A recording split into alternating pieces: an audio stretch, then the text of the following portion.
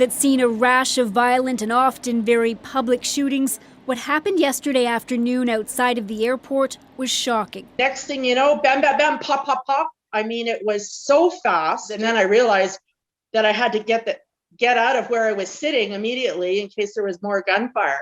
28-year-old Karman Grewal was gunned down. He was well known to police and a longtime gang member. The suspects fled in an SUV. Oh shit, high-speed chase behind me. This video, shared widely on social media, appears to show what happened next. Holy there's gunshots. With a police car in pursuit, the suspects started firing, hitting an officer's car. The chase was called off. Bridges in and out of the area were closed. An SUV was found later, abandoned and burned. The shooting came only a day after another one in Burnaby. A 19-year-old was killed and an innocent bystander injured. These individuals, make no mistake about it, are vying for control of the drug trade, a very lucrative illicit drug trade. And in their mind, there's money to be made.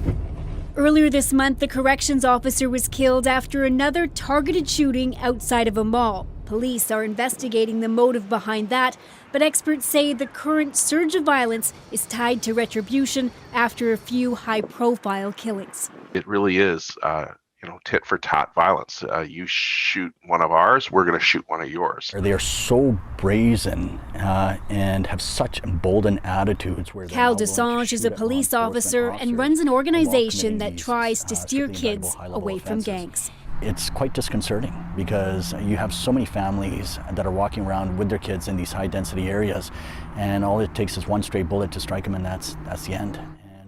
And Briar, it sounds like there's good reason to worry.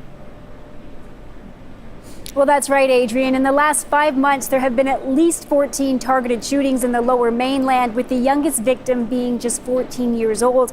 And police are worried because they say there is a trend now towards younger gang members, and there are also more gangs operating in the area. Now, as for the victim, he was well known to police, and in fact, officers took the extraordinary step back in 2017 of putting out a public warning about him and others because they were the subject of so many targeted shootings, and police were really worried that others around them could be at great risk. Yeah, that's important to know. Briar Stewart in Richmond, BC for us tonight.